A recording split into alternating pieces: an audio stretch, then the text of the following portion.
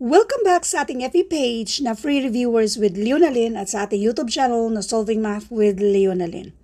Now, dito naman tayo sa ratio at ito ay galing sa isa sa ating mga followers na pinipm niya sa ating FB page na Free Reviewers with Leonalyn. Let's read the problem.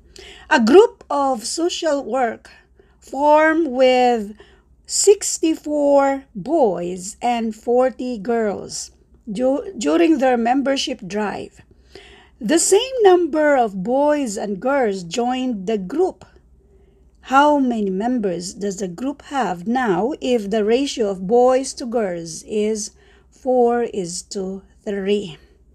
So therefore, yung mga nasa choices dito, ito yung total sa mga boys to girls na ang ratio nila ay 4:3. Now, let's do solution number 1. Sa solution number 1, meron tayong tinatawag na trial and error. Sa trial and error, dito tayo magbase sa mga choices.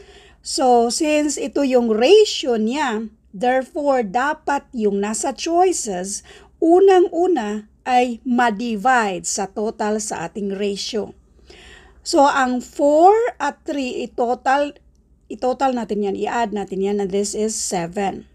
Therefore, itong 168, ma-divide ba natin ng 7? 168 divided by 7, ma-divide siya, which is 24. Pero bago yan, tingnan muna natin yung iba. Si 172, i-divide natin ng 7. Ma-divide ba yan siya exactly ng 7? Hindi. Out na natin yan. Eliminate na natin. Ito namang si 176, hindi rin yan siya exactly ma-divide sa 7. So, eliminate din natin yan si letter C. Now, we have 180. Si 180, isa ring hindi ma-divide ng 7. Eliminate natin yan. Itong letter E na 184, hindi rin siya ma-divide exactly by 7. So therefore, isa na lang ang natitira. Yan na yung sagot.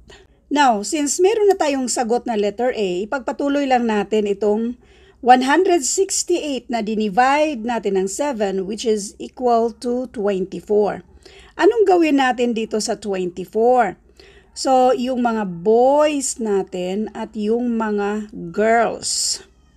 Yung ratio na 4:3. So, ito yung i-multiply natin dito yung 24 natin. So, 24 times 4, and this is 96. 24 times 3, binaliktad ko lang ba? Para mas madaling i-multiply, and this is 72. Itong 96 and 72, i-minus natin itong given na 64 at saka si 40. Dapat equal ang dalawa. 96 minus 64, and this is 32. 72 minus 40, and this is 32. So, since equal sila, kasi ang sabi man dito, the same number of boys and girls joined the group, therefore, tama itong letter A. Now, let's do solution number 2 kung saan dito tayo sa algebraic way of solving this. Ulitin natin yung mga boys. Tapos yung mga girls. Sulat natin yung given. Meron tayong 64 boys, 40 daw yung girls. Addan daw natin let x sa i-add natin sa dalawa. So, mag-plus x tayo sa dalawa, yang the same number of boys and girls. Ang gagawin natin ay ganito. So, erase na natin yan. Diba yung boys, inada natin ng x. So, yung boys, dito tayo sa 64 plus x over. Now, remember, sa ratio na A is to B, ay pareho lang yan sa A over B. So, ang gagawin natin ay i-fraction like natin yan. So, yung next ay 40, adan natin ng x. Ngayon, kapag adan natin yung x natin, yan yung the same number of boys and girls. Ang ratio na ngayon ay magiging 4:3. So, we have 4/3. Ito na yung equation kung saan pwede na nating isolve yung value ni x. Itong 3 na ito, i-multiply natin dito sa taas. 64 times 3, and this is 192. X times 3, this is plus 3x. Ito namang nasa baba, siya naman ang i-multiply natin sa 4. So, 40 times 4, this is 160.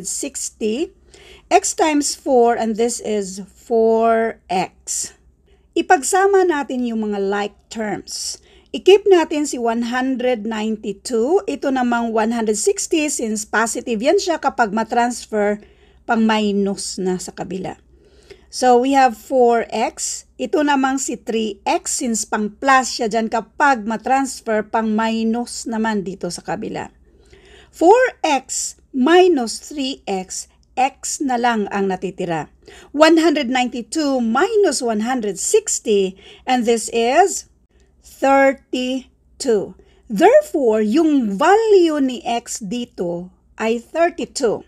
So, balikan natin yung pinakauna, i-delete na natin yan. Diba yung 64 natin, ina-addan natin ng x. So, therefore, addan natin ito ng 32. Si 64, addan natin ng 32, and this is 96. 96 yung mga boys. Yung mga girls naman, we have 40. Ada natin ng 32. And this is 72. Ito yung mga girls. Yung tanong, how many members does the group have now if the ratio of boys and girls is 4:3?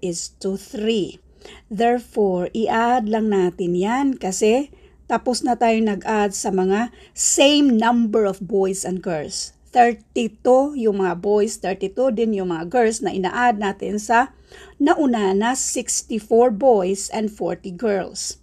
Now yung total dito, this is 168. Ito na yung sagot, letter A. Thank you for watching and all. I hope na meron kayong natutunan sa videong ito. Thank you and God bless.